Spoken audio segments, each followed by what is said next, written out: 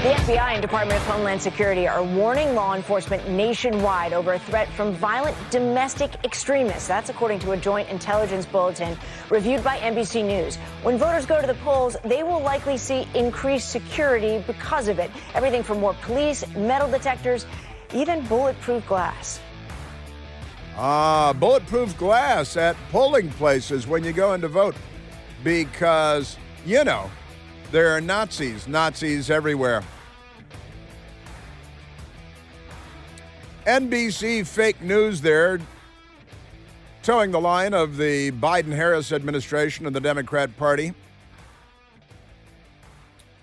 Yeah, as for, George back there, our last caller from Chicago, the stock market under Donald Trump did extraordinarily well. 2 calls ago, because we spoke to Don in Nebraska after that. My apologies. The African-American unemployment rate, record low under Donald Trump. The Latino unemployment rate, record low. The women unemployment rate, record low under Donald Trump. But the stock market, record high. Peace, prosperity, and national sovereignty, good times. Not for the bad guys, but for the good guys. Now, so many things to get to. I've got to say, you know, one of the things I do want to do, Michael, and we're kicking around a lot of different topics that we have here, and we've got jokes because the Democrats, they hate jokes. Boy, do they hate jokes. But I tell you what I would like to do. There, we've got a couple of Robert F. Kennedy sound bites that I want to use as well, having to do with important things like the health of children, and health. What do you mean? Whatever do you mean? Well, RFK Jr., who is now saddled up with President Trump, he is, he's kind of a peculiar guy, I've got to say. Member of the Kennedy family and all that. And he was on the television. He was on the television this morning on the Fox News channel, Robert F. Kennedy Jr. was. And I was watching it for you because it's my job. You know, I do a lot of that sort of thing. And he's talking about there are these really startling and alarming numbers. And I don't want to spend a ton of time on this, but because I want to get back to the jokes and the crazy media attacks on Donald Trump and all the Democrat coverage is positive and all of the Republican coverage is negative from our filthy, corrupt news media. And you're all fascists, you're all Nazis, you're all a threat to democracy, bulletproof glass, all this good stuff. But where do we have, there he is, he's pretty much right there. And he was also apparently at the Madison Square Garden rally as well. Now let me go to RFK Jr. talking about health in the United States of America. He's big on food and, hey, we're poisoning ourselves because of food and the stuff we feed the kids and all of this. Now, it's soundbite number 11 where all this starts. So let's go to RFK Jr., number 11, from the Fox News channel this morning on the Fox and Friends broadcast. And he's talking about the kiddies, and this is a really alarming number. And I didn't go and fact-check everything on it, but he spends a lot of time on the subject. And so I'm going to go ahead and leap to the conclusion that maybe he's got it almost right, if not entirely right. Talking about children and the diets that we feed, the food, the things that we feed our children. And this was a really alarming number, a startling number that Robert F. Kennedy Jr. shared this morning on autism in children and how autism rates have skyrocketed. He believes it has to do with dietary issues. We have the sickest children in the world right now. There's nobody in the world that has that. When I was a kid, the autism rate among American children and in 70-year-old men today, in my generation, is 1 in 10,000. In my children's generation, it's 1 in every 34 kids, 1 in every 22 boys. Now, that is an absolutely astonishing number. Autism is nothing to sneeze at, nothing to dismiss. It's not to dismiss. It's not as though it's no big deal. It is a big deal. And he says, I think he's 70 years old, and he says for his generation, the rate of autism was 1 in 10,000 children, 1 in 10,000 children. And now it's 1 in 34 children for autism, which is a big deal. 1 in 10,000, he says, when he was a kid. And I've got to say, and I don't recall a lot of kids being autistic when I was a kid, and I have noticed that there's an awful lot of it now, and there was not an awful lot of it then. He says the number when he was a kid, older than me, 1 in 10,000 children had autism. Now it's 1 in 34 children.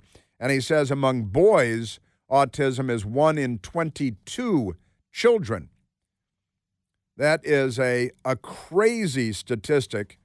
And I'll, for the time being, give him credit for doing the research and having the correct numbers. And then he talked about diabetes and lots of sugar and artificial sweeteners and things and drinking a lot of Cokes. I had one this morning. And he's talking about, I have cut back a lot on my Cokes the last couple of years, but mostly because of the politics that Coca-Cola got involved in. I still like sugar. I eat a lot of chocolate and candy stuff. But here is RFK Jr. this morning talking about, first of all, that autism rate that he claims is the case should be astonishing, alarming. There should be alarm bells going off everywhere, and there aren't. And then there's the diabetes numbers that he bandies about. Diabetes, a typical physician when I was a kid would see one case of juvenile diabetes in his lifetime, or a 40 or 50-year career. Today, 1 out of every 3 kids who walk through his office door is diabetic or pre-diabetic, and it's costing us $4.3 trillion a year. $4.3 trillion a year. He's talking about it's multiple times our defense budget every year to deal with health issues in kids. Well, probably more broadly in everybody with diabetes, but the diabetes rate skyrocketing. Said a medical doctor, when he was a kid, would see 1 case of juvenile diabetes in their career, that it was an extremely rare thing. Now 1 in 3 kids is either diabetic or pre-diabetic, which expands the numerical base and all of that. But those numbers were so alarming to me that I wanted to share them with you, because I said, really? Honestly, those autism numbers are just flabbergasting and astonishing and disturbing, and the diabetes numbers are not great either. But honestly, the autism numbers are shocking, I tell you. All right, now we got so many things to get to. Yes, let me go to these alleged comedians, because this has got the Democrats, and that means the news media, very, very twisted around their own axle. Their panties are in a bunch.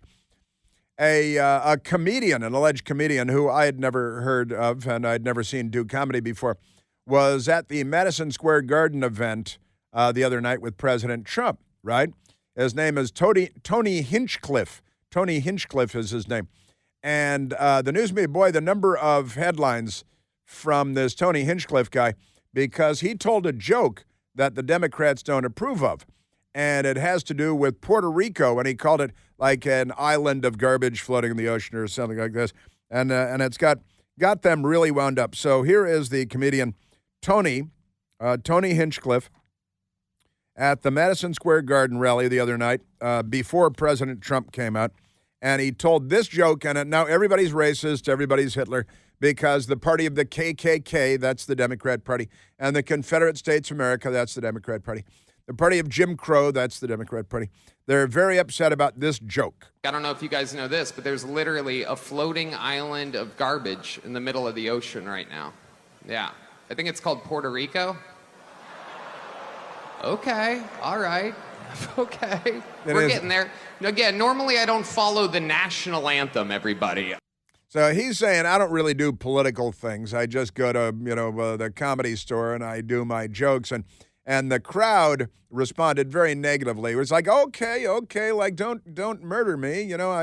That's just a joke. I don't normally do political events where they have the national anthem before I come out. So he's like, well, he's weirded out. And he told this joke about this oh no, it's a floating island of garbage and it's called Puerto Rico. And so the Democrats naturally have decided that that's racist. They're all racist. And Trump's racist because a comedian told that joke. Now, I heard it yesterday, and I said, well, it's not really a very funny joke. It's not a clever joke, and it's not a joke that you should tell at a political event. And Tony Hinchcliffe is saying, hey, leave me alone. And again, the response from the crowd was overwhelmingly negative to that one joke. But never mind that.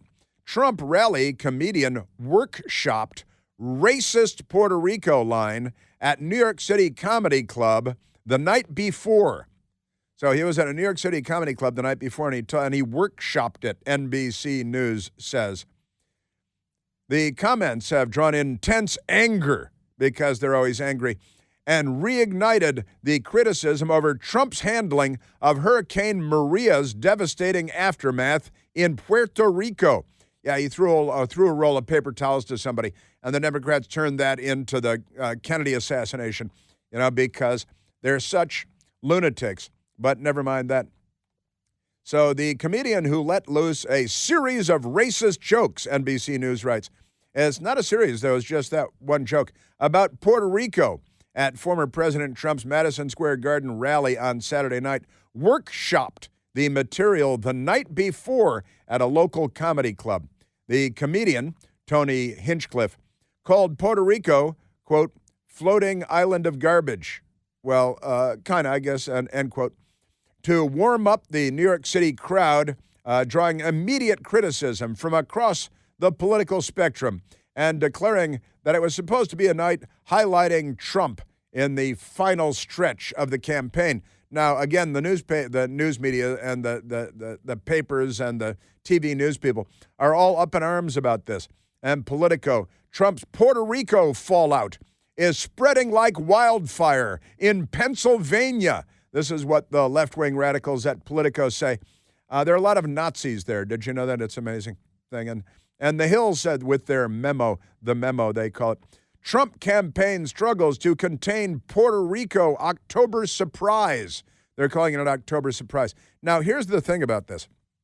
The thing about this is that Puerto Rico, for years now, a U.S. territory off the southeastern coast of the United States and the Caribbean, they've had a garbage problem on the island of Puerto Rico for years and years, a toxic waste problem, a garbage and refuse problem. What are they supposed to do with all their garbage? It's an island. You have landfills? What's the thing with that? But here's the thing about the joke. And I still don't think it's a particularly funny joke. He didn't sound like a great comedian. Maybe he is when they don't play the national anthem before he comes out. And I don't know who picked the guy, but in any case, you're at a political event. You shouldn't do very politically incorrect jokes that are going to get your host in hot water. But in any case, Just the News, for example, John Solomon's organization, a good, solid news organization, they've got the headline, insensitive joke aside, and it's one joke, not multiple, as a lot of the fake news media are saying, Puerto Rico does have a toxic waste problem that feds are slow to fix. Now, that's the headline. And the truth hurts. The Biden administration Justice Department announced the creation of a special task force to investigate and prosecute environmental crimes on the island territory because the debris is piled so high and so thick in the toxic waste in Puerto Rico, which is why the joke about it being a floating garbage pile, right? So it's not completely. And the EPA, the Environmental Protection Agency, now the Justice Department, and even FEMA have been involved in trying to deal with the garbage problems on the floating island. It's not really floating like Hank Johnson would think, of Puerto Rico. So that's where the joke comes from. That's what it's rooted in. It's not rooted in nothing. It's rooted in the fact that they have a toxic waste and garbage crisis involving FEMA, the FDA, and the EPA, not the FDA, and now the Justice Department because of all of the garbage there. That's the joke. Now, wait till you hear the Mexican jokes that the Democrats tell and think are fine. brand new. You know, football season is heating up, and Prize Picks is the best place to get real money sports action while you're watching football. With more than 10 million members and billions of dollars in awarded winnings, Prize Picks has made the daily fantasy sports the whole world accessible to all of us. The app's incredibly and easy to use. It's simple. You pick 2 or more players across any sport, and then you pick more or less on their projections, and you could win up to 100 times the amount of money that you put down. Prize Picks even invented what they call Flex Play. Nobody else has Flex Play, so you can still cash out if one of your picks doesn't hit. Now, download the Prize Picks app today and use the code PLANT, my last name, to get a $50 credit instantly when you play only $5. Just $5. The code is PLANT, P-L-A-N-T-E, on Prize Picks to get a $50 credit instantly when you play $5. You don't even need to win to receive the $50 bonus. It's guaranteed either way. Prize Picks, run your game. You've got to be present in certain states where it is lawful to wager. Visit prizepicks.com for details and restrictions. Yeah, so the media, they're very upset about, maybe they should be upset about the garbage and toxic waste crisis in Puerto Rico instead of a joke, you bunch of fascists.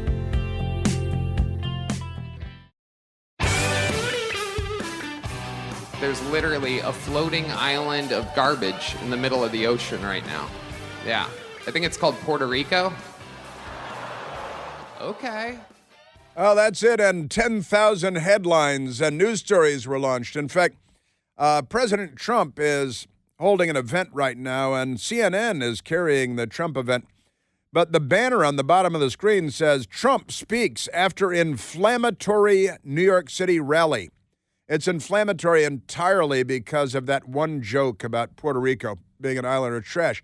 Now, I remember stuff, and I write stuff down, and here's an NPR story, National Panhandler Radio. Communists, they hate America. They're the far left, and we pay for it. It's a propaganda apparatus of the Democrat Party. And from 2017, after Maria, that was a hurricane, Puerto Rico struggles under the weight of its own garbage, or the weight of its own for years now. Puerto Rico has been struggling with a garbage overload, and National Panhandler Radio says that even before the hurricane there, the Environmental Protection Agency was in there because the island's landfills were filled beyond capacity, and they were half of them under orders to close because they were groaning under the weight of all the garbage they've accumulated on the island of Puerto Rico. That's what the joke was about. But the Democrats want to call everybody racist.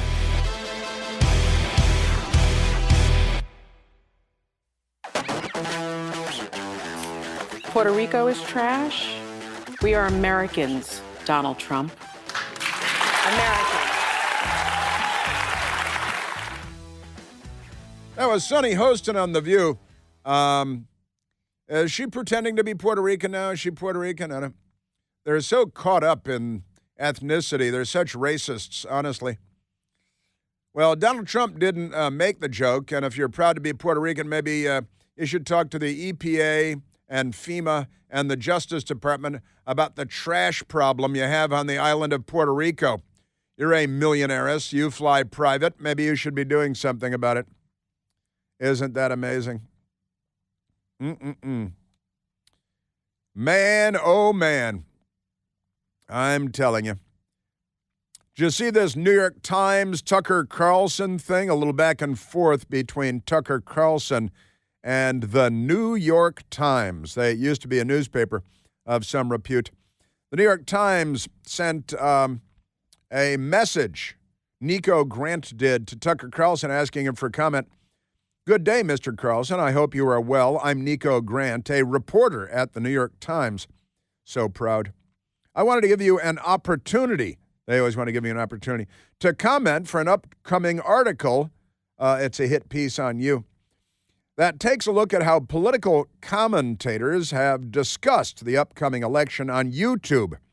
We rely on an analysis conducted by researchers at Media Matters for America. This is like a George Soros left-wing extremist outfit typical having sex with the New York Times. What else would they do? Could you kindly provide us with a comment or decline to comment by end of day tomorrow, Tuesday, October 29th? That's today. Thanks so much for your time. Here are the points. Here are the points, he says, to include. Media Matters, left-wing radical extremist fake organization. George Soros left. Media Matters identified 286 YouTube videos between May and August that contained election misinformation, including narratives that have been debunked or are not supported by credible evidence. Researchers identified videos posted by you in those 4 months that contain election misinformation that will later turn out to be the absolute truth. We feature a clip of you saying, quote, ... all the sadness we've seen after the clearly stolen election. All these bad things happen, but people I know love each other more, end quote. The New York Times will not publish the second part of that. I also have a few questions, says Nico. Are you a member of the YouTube Partner Program? If so, how frequently does YouTube demonetize your videos? And 3, has YouTube sent you messages, emails, or notices in the last year that your content contains misinformation? Thank you for your time. So that all sounds very polite, and they're setting up a hit piece. It's obviously a hit piece, right? And Tucker Carlson responded. So the New York Times is working with a left-wing hate group, Media Matters for America, to silence critics of the Democratic Party, ? Please ask yourself why you're participating in it. This is why you got into journalism, ? It's shameful. I hope you're filled with guilt and self-loathing for sending me a text like this. Please quote me. And Nico responded, thank you for your prompt response. Would you like to address any of the points or questions above? I would like to participate in your attempt. Would I like to participate in your attempt to censor me? No, thanks. But I do hope that you'll quote what I wrote above, and also note that I told you to beep off. It's a word that I can't use here because of FCC regs. And he says, but I do hope that you'll quote what I wrote above, and also note that I told you to beep off, which I am now doing. Thanks. So there you go. I mean, honestly, this is the trust and confidence in the news media has never been lower. And telling the New York Times, I've been saying this for years and years, when the media comes knocking at your door, don't answer. They're there to do a hit job on you, and they're not your friends. They're not journalists. They are hacks for the Democrat Party and the left, the far left, and if you're anything other than far left, then they're there to ruin you. They're there to do a hit piece on you. They're there to slander and malign you. But beep off, I think, is the punctuation mark at the end of that, and that's very good. And I've been talking about all the recent surveys that have come out on how we don't trust the news media, and we shouldn't, right? And that then brings us to Jeff Bezos. Jeff Bezos, the billionaire owner, centibillionaire, more than $100 billion, of the Washington Post and of Amazon and Amazon Prime and all of that stuff. And he's been in bed with the Democrat Party forever and ever, of course. And now it's kind of an amazing thing, but the Los Angeles Times the other day announced that they would not be endorsing. They often at election time endorse Democrats, is what they do. When they're running for president, Democrats, when they're running for Senate. The Los Angeles Times endorsed Kamala Harris when she was running for Senate. They endorsed Kamala Harris when she was running for Attorney General. And they endorse Democrats all the time for president and all kinds of other things, right? But they declined to endorse Kamala Harris this time around, and that led to resignations at the Los Angeles Times, people in their editorial department and so on. And, I mean, again, like the insensitive joke at the Trump rally, And I didn't finish, actually, speaking of the insensitive jokes at the Trump rally.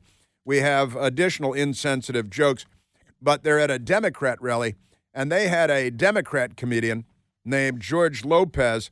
And George Lopez this is at a Phoenix rally with Tim Walz over the weekend, who has a Chinese communist girlfriend, just like Eric Swalwell, and that's okay when you're a Democrat.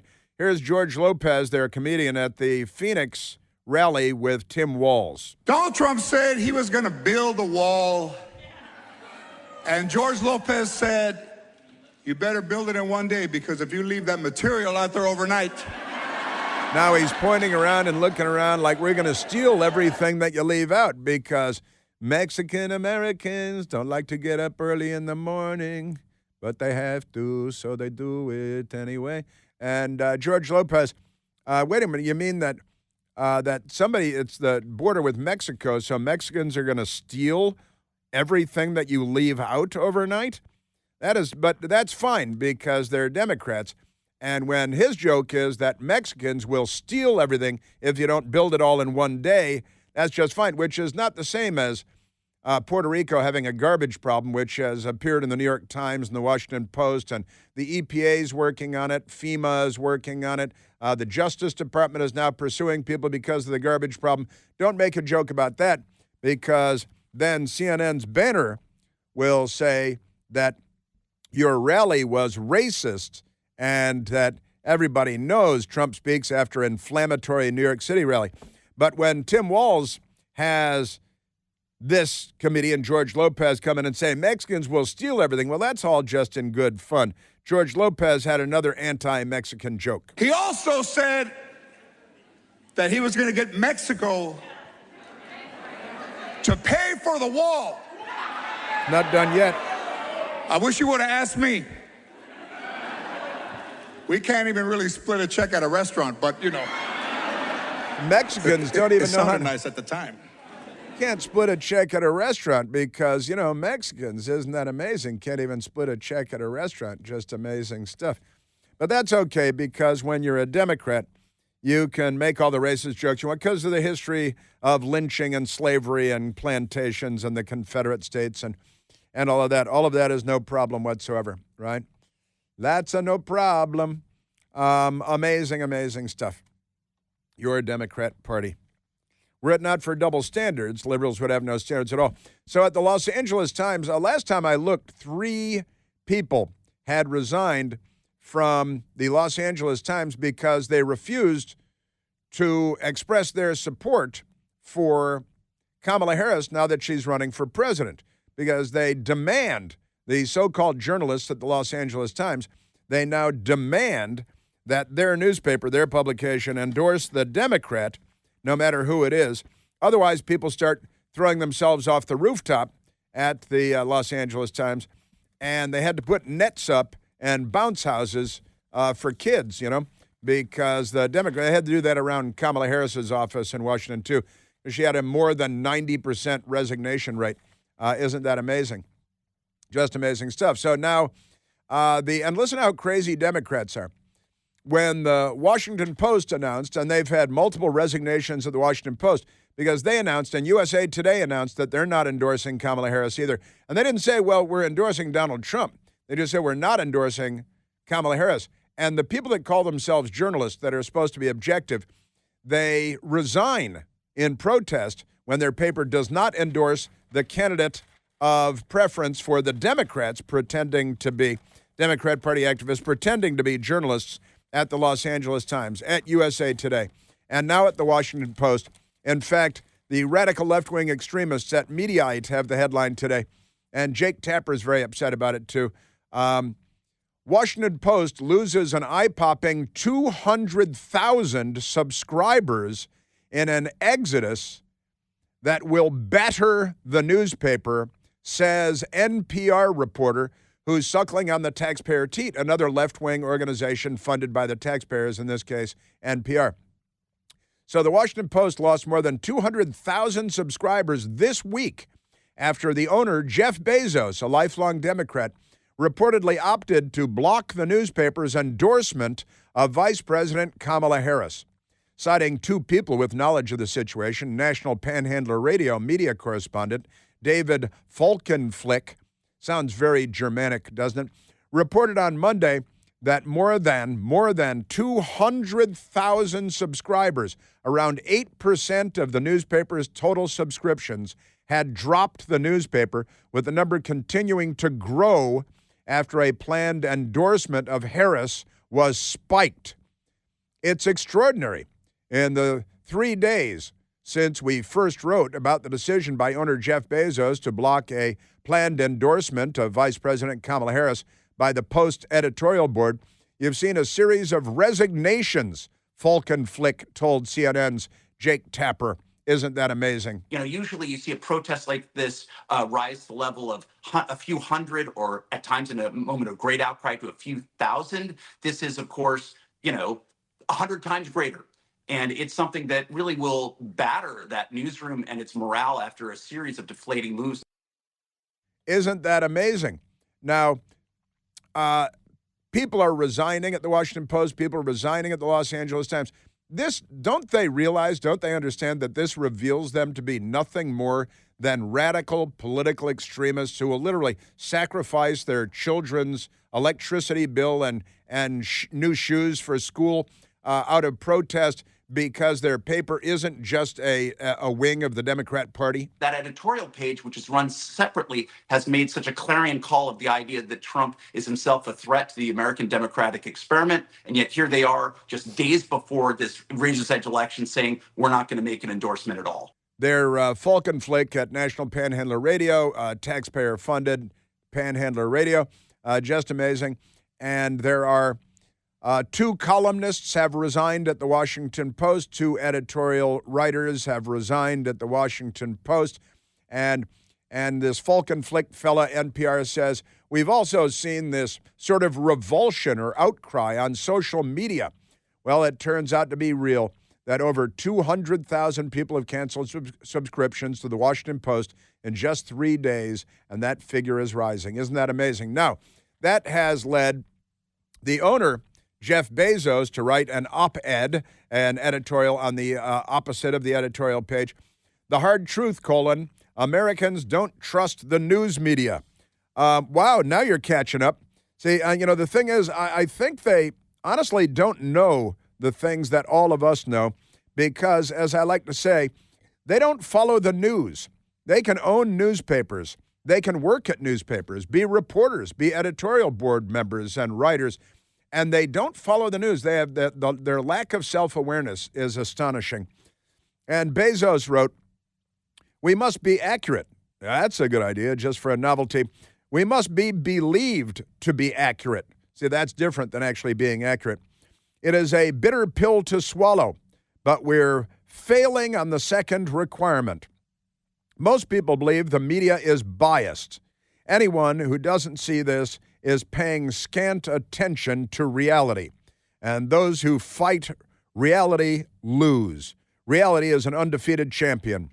Presidential endorsements do nothing to tip the scales of an election, he's admonishing his employees. No undecided voter in Pennsylvania is going to say, I'm going with the newspaper A's endorsement. None. What presidential endorsement actually do to create a perception of bias. See, that's what he says. What presidential endorsements actually do, create a perception of bias. The Washington Post and the New York Times win prizes, but increasingly, we only talk to a certain elite. More and more, we talk to ourselves. Yeah, well, I've been saying that for years, Jeff Bezos. I've known this for a long, long time. It's a circle fest in a hot tub. You only talk to each other. You don't follow the news. You don't have dinner or go on vacation with anybody that has a view other than the same view that you have. Isn't that amazing? So, fold up the tents, Bezos. He bought a museum in Washington, remodeled it, made it his mansion. He was going to move into it when Hillary was going to be elected. That was a clue. Then she wasn't elected. He never moved here because his friend wasn't living in the White House. Isn't that amazing? It's the billionaires versus us. It's the billionaires versus we the people.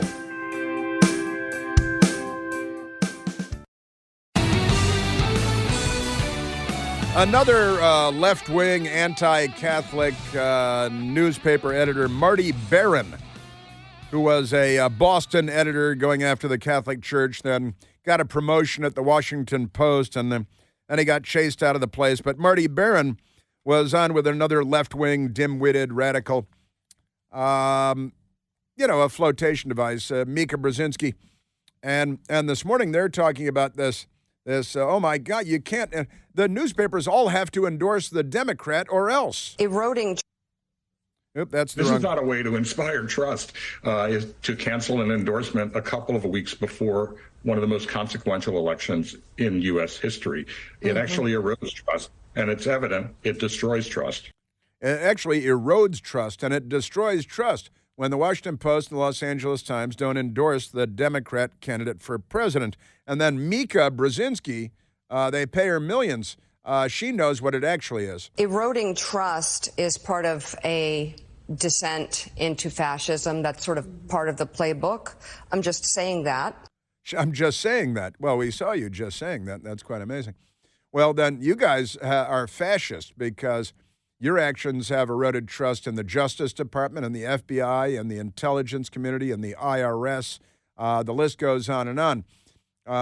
You use the IRS as a weapon against your political enemies. The IRS had to pay millions of dollars to many of the aggrieved parties, but not all. You've used the FBI by weaponizing the FBI against your political enemies, the Justice Department against your political enemies. You weaponized, and it was our current Secretary of State, Antony Blinken, then with the Biden campaign, that got intelligence officials together to create that felonious 51 letter that eroded trust in the intelligence community by claiming that the Hunter Biden laptop story had all the earmarks of Russian disinformation. And all the headlines are reporting at the New York Post on Hunter laptop, Russian disinformation, 51 intelligence officials say. If eroding trust is fascism, then you guys should really be dressing funny and wearing armbands.